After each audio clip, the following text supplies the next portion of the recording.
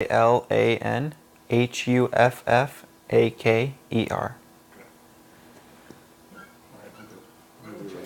All right.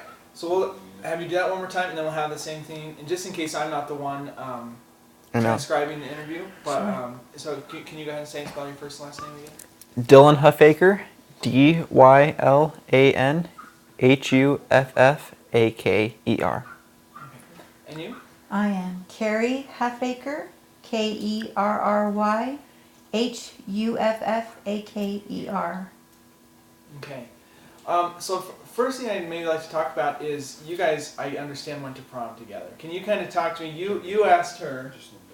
Talk to me about your prom, just from the very beginning of when you were even thinking about going to prom.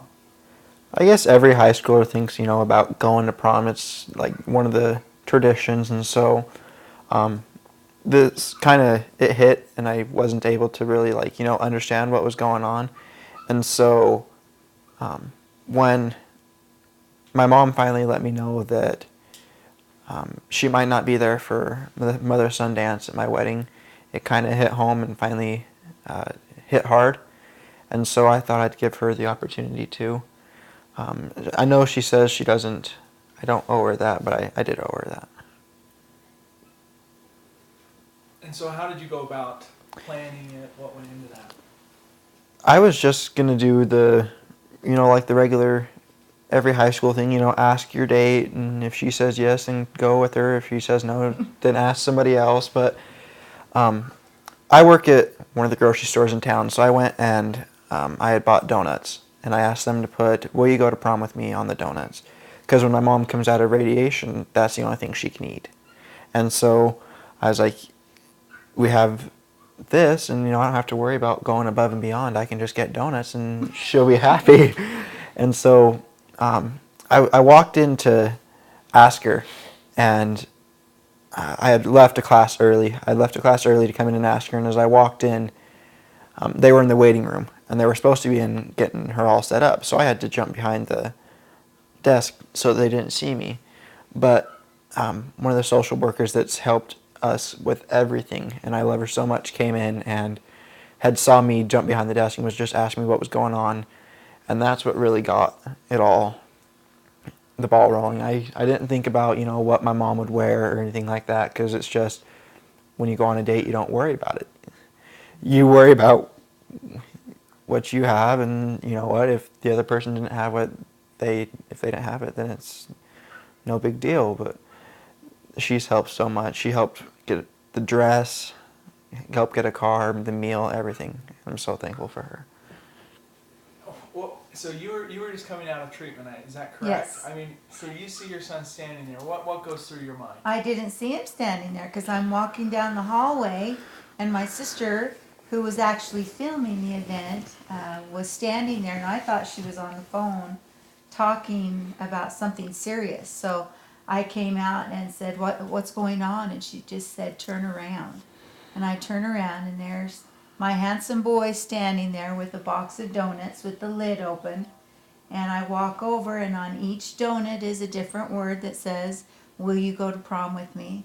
And my first reaction was, "You don't want to go with your old bald mom to the prom?" And he said, "Yes, I do. You'll be the prettiest date there." And of course I start bawling, and I said yes, and the first thing I'm thinking is, what am I going to wear? I don't want to look like a old lady at this young prom. And it was, I felt like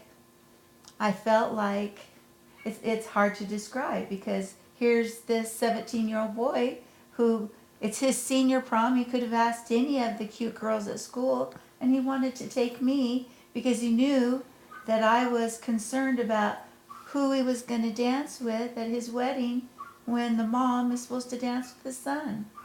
And he was just so thoughtful in thinking he could help me experience this through going to his prom with him. And I just thought that was the most special, sensitive, kind thing he could have ever done for me.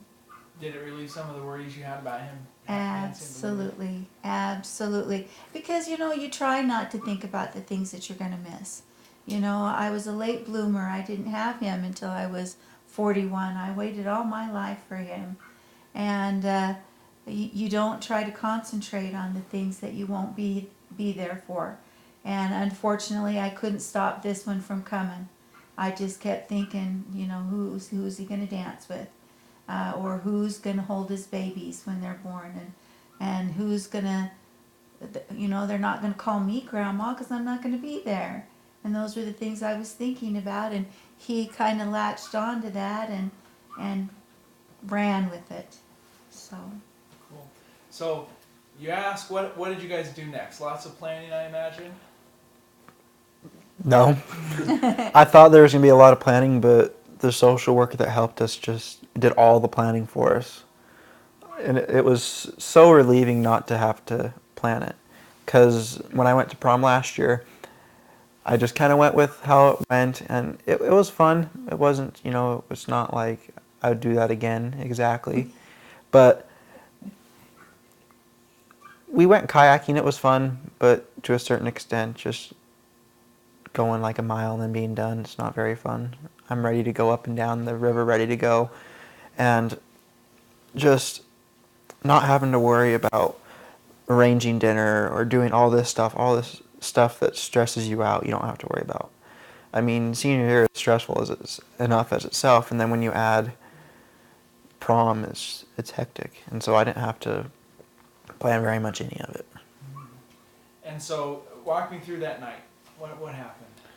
I got called into work the night before, so I had to go in and work a 6-hour shift when I had requested it off. So I went in and got myself all worried sick because I was like, you know, what happens if this doesn't go through? I mean, every guy worries about things that could go wrong, but to an extent, prom is just another date. But where I was taking my mom, I wanted it to be as special as it could be. I wanted it to be perfect, and I was just worried that if one little thing went wrong, it wasn't going to be perfect, and it was going to let her down.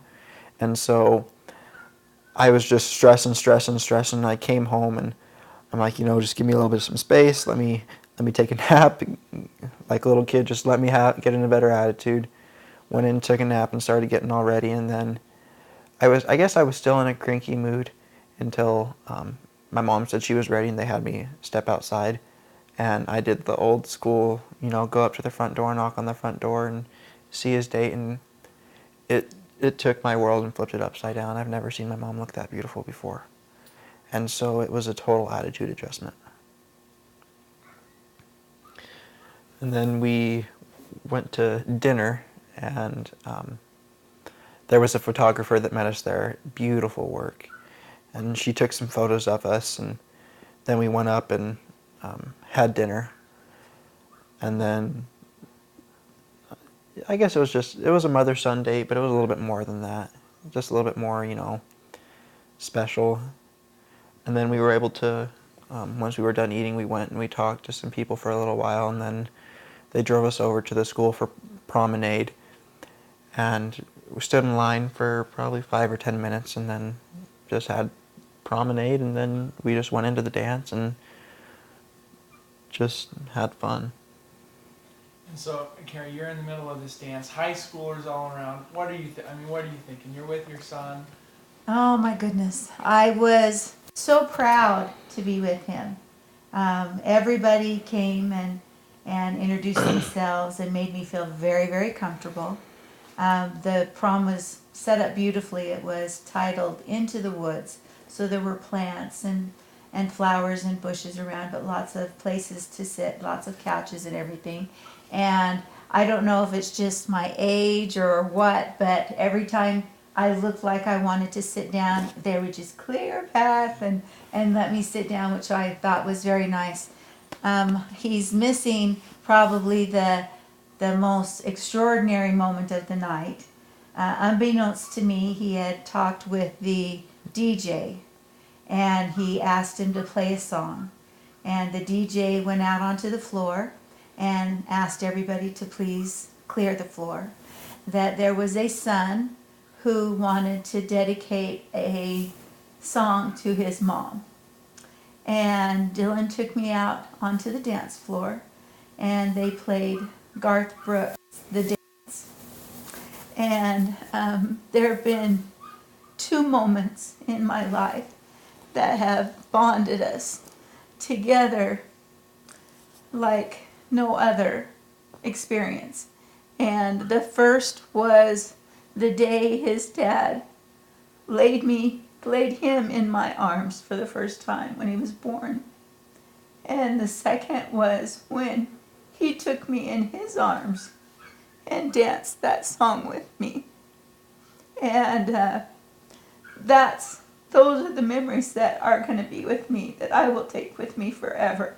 And that's when I realized that I don't have to be there physically to be in his heart and know that I'm not forgotten.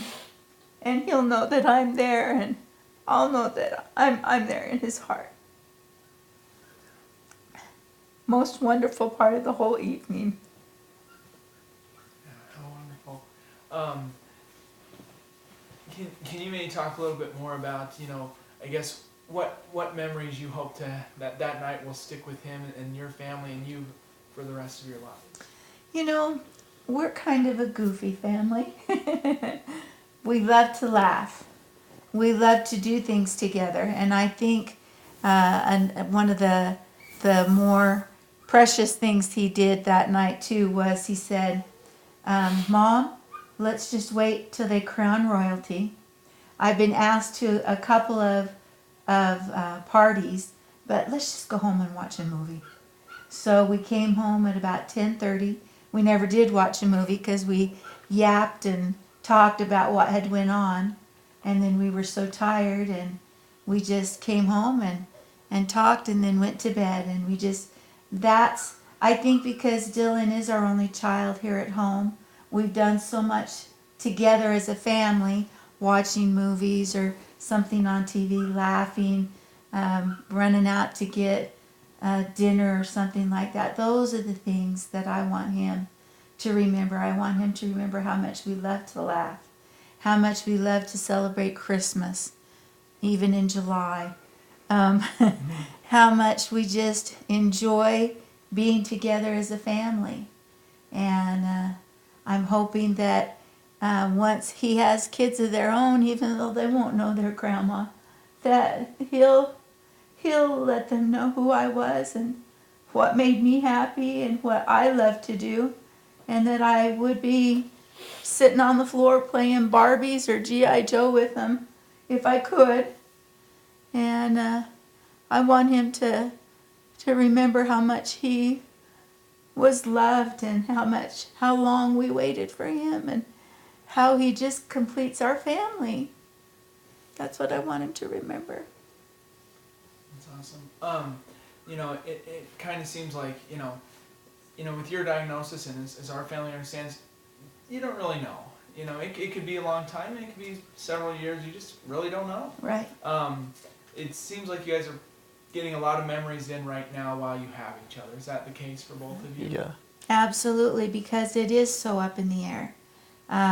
When they first told me of my diagnosis the day after my surgery, he said, if you have no treatment at all, you have 3 to 6 weeks. And that's a big wake-up call. Up until the 24th of January, my life was planned out. We wanted to buy a camper, we wanted to go camping, we wanted to go to Disneyland, we wanted to sit on the back porch in our rockers and get old together and watch him grow and have his own family. And then the very next day, that was just erased.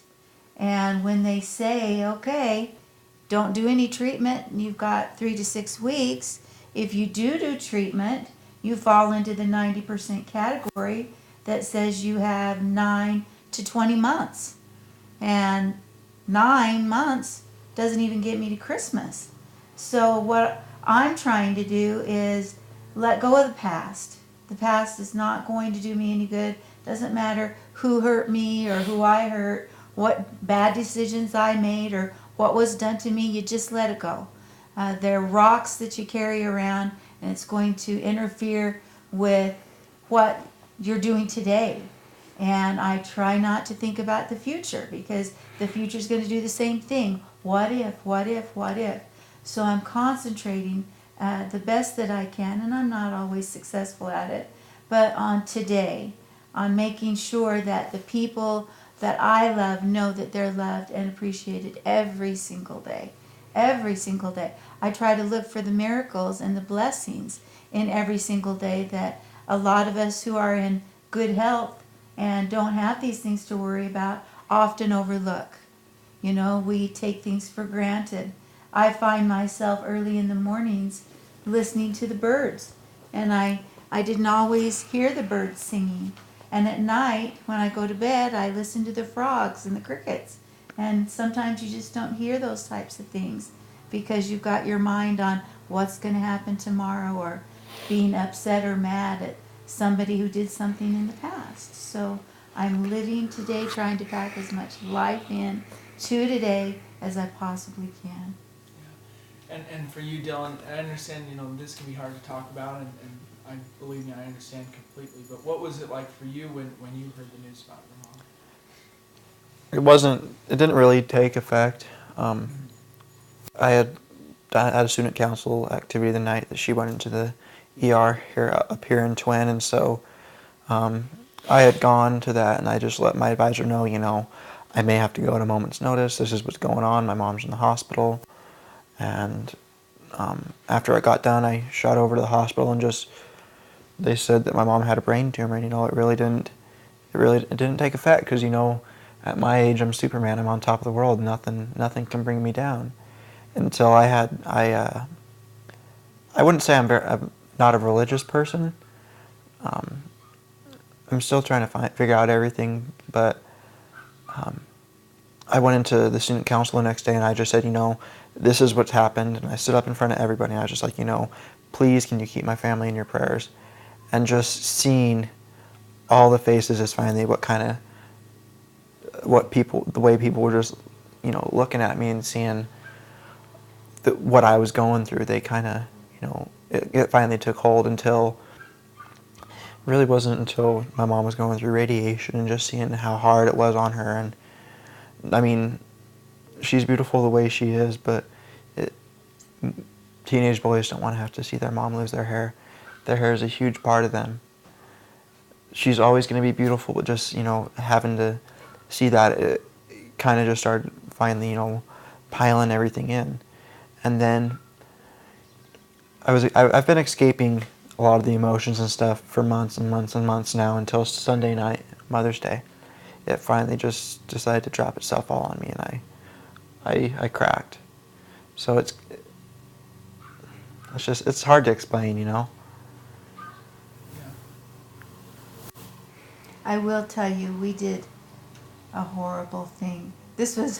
I was at the emergency room, and he was at this event that he had to be at, and he called to see how I was doing. And before I even knew I had a tumor, they were still running the CT scan and the MRI. And when he called, I was just joking with him, saying, Dylan, I have a tumor. They're going to have to take it out.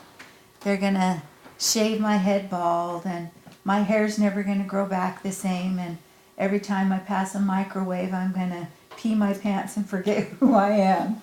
Just to kind of, lighten things up a little bit. And then a half hour later is when they came in and said, you have a brain tumor. So I had to call him back and tell him. That's our neighbor. Oh, really? Anyway, and I had to tell him I have a brain tumor. Mom, not funny, not funny. No, Dylan, I have a brain tumor. So that's how our family kind of is. We were just trying to make light of something before we even knew what was actually going on. So Yeah. that wasn't a very nice thing to do to him. Yeah. As a mother and a son, I mean, you guys have a bond, really, that few families can really understand. Do you think that bond will last for both of the rest of your lives? I think so. Even if you know she's not here with you for Yeah. that time. One of the main reasons I took my mom to prom is because when you look back and you think about your high school days, you don't remember them. You remember like the stuff that went on, but you don't remember who you had a thing with or anything like that. But I was able to take my mom to prom. I was able to share it with somebody that actually means something to me. 10 years from now, the person that I took to prom, if I would have not taken my mom to prom, they could not meant something to me. But my mom's always going to mean something to me. One of the things that she showed me through this is that no matter what you look like, no matter the things you've gone through, you're always going to be beautiful. She was scared that she wasn't going to look good for prom. But to me, she looked beautiful, and you know what? It's not what's on the outside that matters. It's what's on the inside. It's gonna last for eternity for me. This is my son. This is a part of me. It always will be. And nothing is ever gonna make any of those memories of before and the memories that we're making now. Nothing is going to make those memories fade for me. You don't take any possessions with you when you go, but you do take your memories. And he and his dad are in my heart forever and always. You know, you have such a remarkable attitude, and Thank you. and you know, you seem like this is just, it just seems like, you know, you're handling this so well and you're doing such an awesome, you just have a great attitude that's like contagious, that uplifts other people. How have you been able to keep such a good attitude through this? I don't always keep a good attitude. Mm-hmm. I have my days, but I figure you can, I didn't choose to get this. Nobody chooses to get whatever it is that they're dealing with, the obstacles in their lives, but they do get a choice on how they handle it. And I could go around stomping my feet and kicking up dirt and throwing a big fit saying, why me, when I think there's more deserving people out there who deserve this more than me. But you take what you get and you don't throw fit. You just do the best that you can. And I don't want my last days here upon this earth with my family, with my friends, with those that I love. I don't want them to say, boy, she was sure cranky, or, you know, had a stinky attitude. You make the best of it. You do the best that you can. There are going to be days where you have to have help getting through it. And the other days you just decide, this is what I'm going to do, and you just do it. You just do it.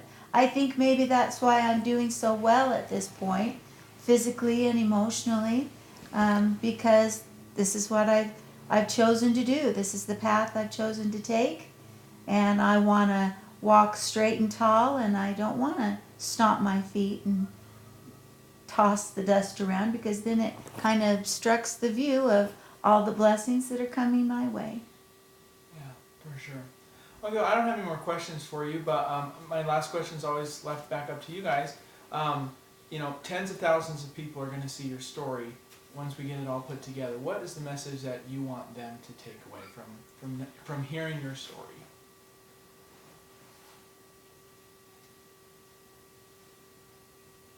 Do you want me to answer first? Sure. Ladies first. Thank you. Don't waste 1 minute on things you can't control, on things you can't predict. Every single day, let those you know, that those you love, those that you appreciate, let them know that you love them and that you appreciate everything they do, because your world and your plans for this life can change on a dime. And we want to make sure that if today is our last day, we don't leave with regret. We don't leave with worries or unfinished business. We want to leave with a light heart and let people know exactly how we feel about them. Don't sweat the small stuff. Just be happy. Be happy. Mine would probably be more towards the kids and the teenagers, but don't hold the fights or grudges against your parents, because you don't know how much longer you're going to have with them. Love them with all your heart. They're just trying to do what's best for you. Anything else? Mike, do you have any questions? Warren, anything else you want us to add?